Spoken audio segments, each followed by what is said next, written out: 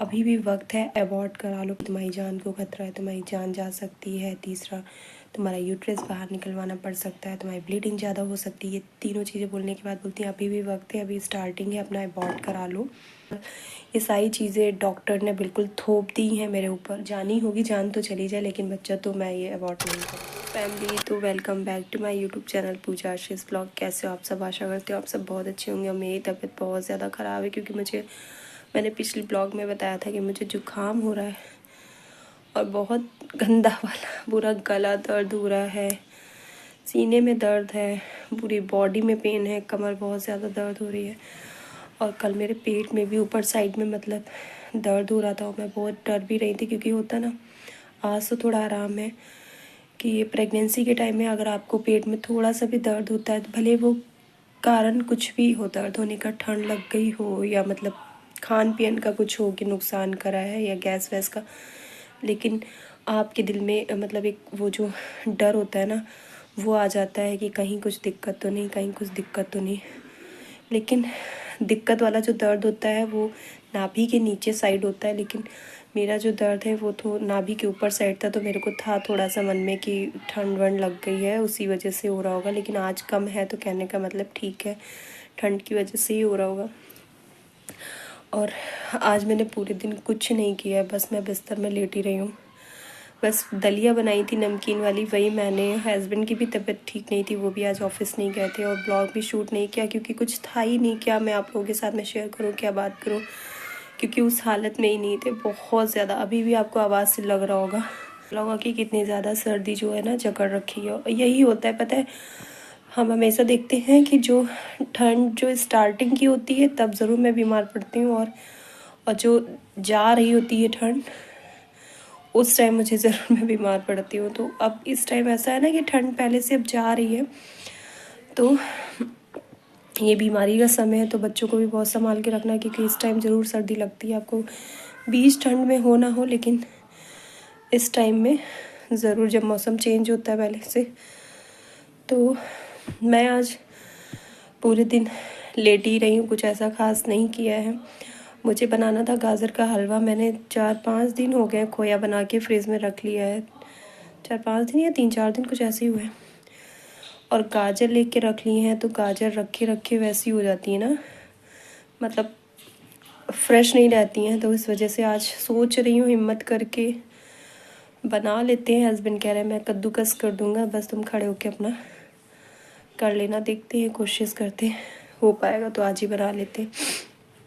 और मैं लेटी थी तो मतलब मेरे मन में एक चीज़ आई, मुझे सोचा कि चलो मैं आप लोगों के साथ में शेयर करूं, क्योंकि मैं ना, जैसे कि समझ में नहीं आ रहा है क्या सही क्या गलत है, और सोचा आप लोगों के साथ में शेयर करते हैं और आप लोग बताइएगा कैसा क्या है। तो बात ये है कि मेरी थर्ड प्रेगनेंसी को लेके मेरे मन में बहुत ज़्यादा ख्याल उठ रहे हैं। क्या थर्ड प्रेगनेंसी, यानी कि 2 सिजेरियन मेरे हुए हैं बेबी। अब थर्ड बेबी जो डॉक्टर ने कह दिया पहले से ही कि सिजेरियन ही होगा, ऑपरेशन से ही होगा बेबी। तो क्या सच में तीसरा सिजेरियन के थ्रू बेबी अगर होता है, तो क्या सच में जान को खतरा होता है, या सच में ऐसी नौबत आती है कि यूट्रस बाहर निकलवाना पड़ सकता है? क्या सच में ऐसा होता है कि तीसरे ऑपरेशन में ब्लीडिंग ज़्यादा होने के चांसेस बहुत रहते हैं, जिसके लिए हमें अपना मतलब डिलीवरी से पहले ब्लड वगैरह की व्यवस्था करके रखनी होगी? क्योंकि ये सारे सवाल मेरे मन में इसलिए है क्योंकि ये सारी चीज़ें डॉक्टर ने बिल्कुल थोप दी हैं मेरे ऊपर।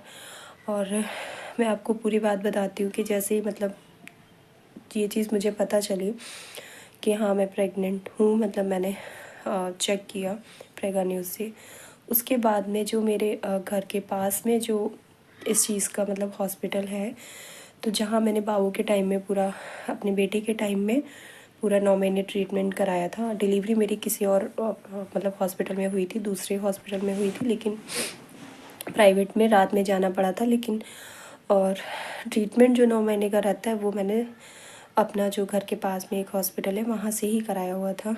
जब थर्ड प्रेगनेंसी मुझे कंफर्म हुई, तो मैं सबसे पहले आदमी पास के ही हॉस्पिटल में जाता हूँ, जहाँ पहले ट्रीटमेंट करा चुका हो वहीं जाता है। तो मैं सबसे पहले मतलब जब मुझे कंफर्म हुआ कि प्रेगनेंसी है, तो मैं उसी हॉस्पिटल में गई दिखाने। तो वहाँ पे पता है डॉक्टर का क्या रिएक्शन था कि आपका मतलब सारा पूछते हैं ना स्टार्टिंग में, कितने बेबी हैं, कितना गैप है, कैसे हुए हैं, नॉर्मल हुए हैं या सी सेक्शन हुआ है। तो जैसे ही सारी चीज़ें उन्होंने पूछी, उन्हें पता चला कि 2 ऑपरेशन से हुए हैं, तो बोल दिया तीसरा तो ऑपरेशन ही होगा। और प्लस बहुत ज़्यादा रिस्की होता है, जिसकी वजह से मतलब हमारे इस हॉस्पिटल में आपका ट्रीटमेंट नहीं हो पाएगा, आपकी डिलीवरी नहीं हो पाएगी मतलब।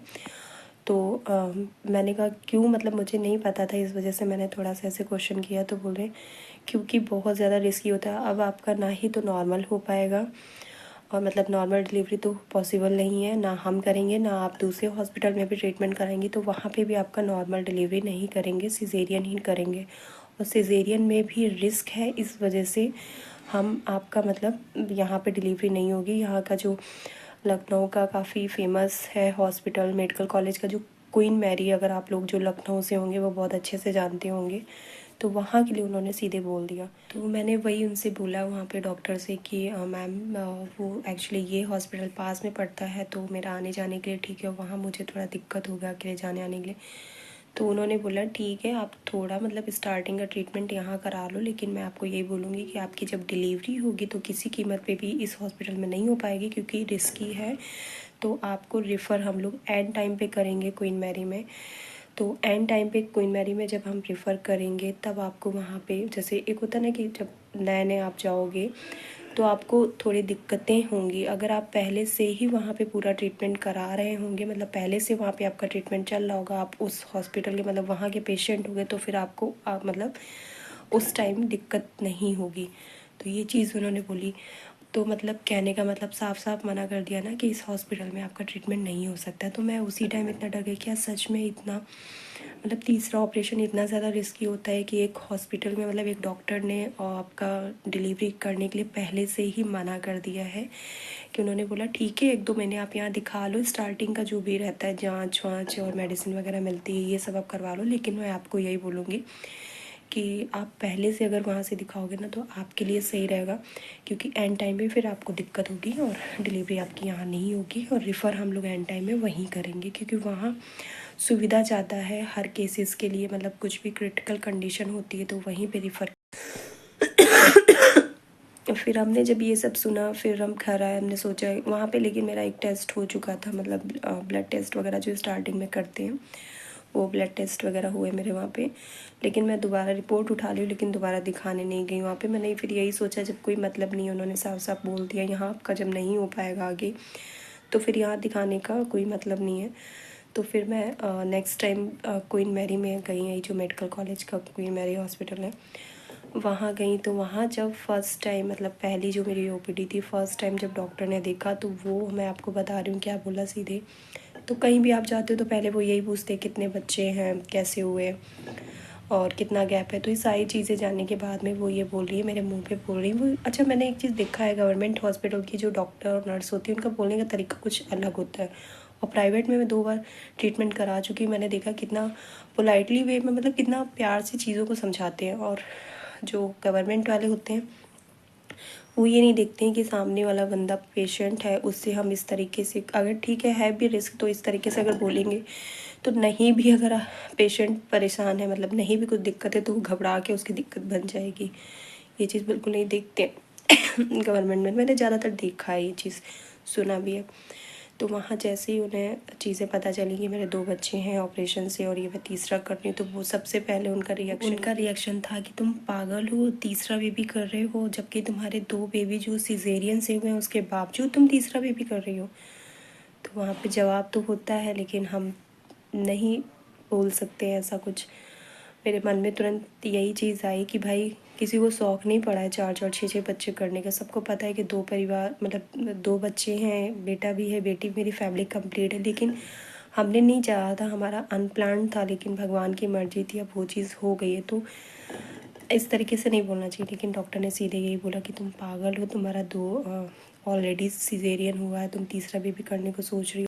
और ऐसे हाथ करके मेरी तरफ कि तुम्हारी जान को खतरा है, पता है तुम्हारी जान भी जा सकती है, और पता नहीं क्या कुछ प्रॉब्लम बताएं कि ऐसा हो सकता है तो तुम्हारा यूट्रस भी निकलवाना पड़ सकता है। तीसरी चीज़ बोली है कि तीसरे ऑपरेशन में ब्लीडिंग ज़्यादा होने के चांसेस रहते हैं। अगर ब्लीडिंग बहुत ज़्यादा होगा तुम्हें ब्लड की ज़रूरत पड़ सकती है, तो डिलीवरी से पहले तो अभी भी वक्त है, अब अबॉर्ट करा लो पहले। तो उन्होंने यही बोला, मतलब ये चीज़ें तीनों बताने के बाद कि तुम्हारी जान को खतरा है, तुम्हारी जान जा सकती है, तीसरा तुम्हारा यूट्रस बाहर निकलवाना पड़ सकता है, तुम्हारी ब्लीडिंग ज़्यादा हो सकती है, ये तीनों चीज़ें बोलने के बाद बोलती हैं अभी भी वक्त है, अभी स्टार्टिंग है, अपना अबॉर्ट करा लो।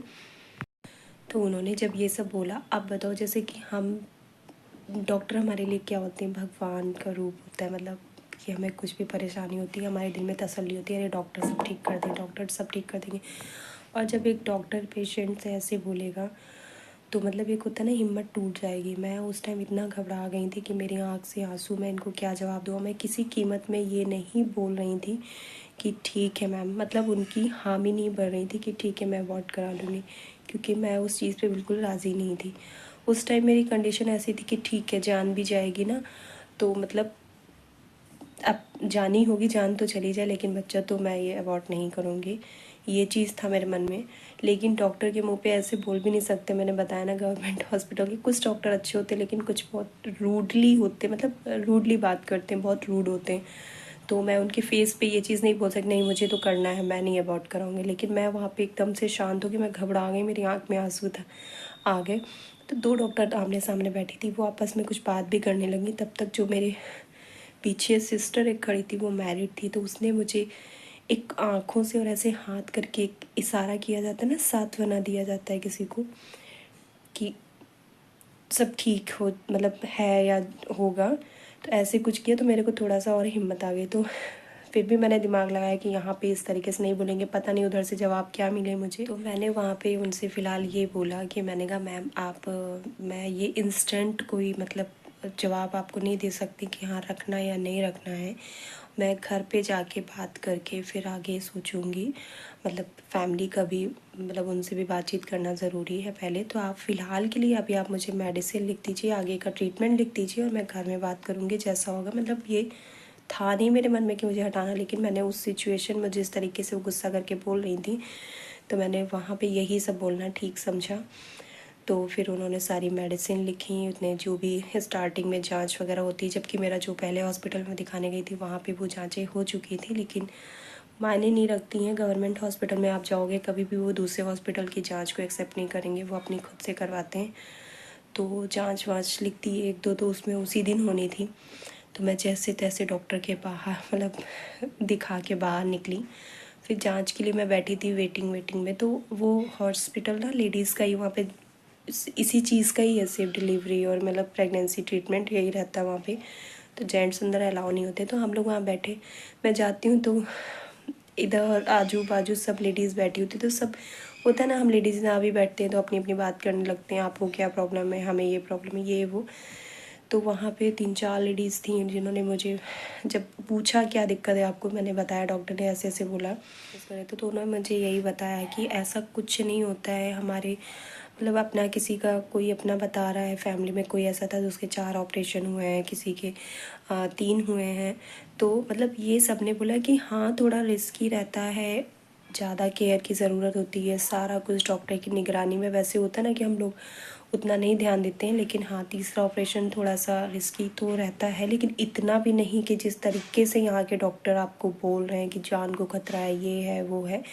तो ऐसा भी नहीं है कि किसी के तीसरा ऑपरेशन हुआ ही नहीं है, होते हैं बहुत से आपके जैसे केसेस होते हैं कि ना चाहते हुए भी बेबी हो, मतलब आ गया है, तो होती हैं चीज़ें।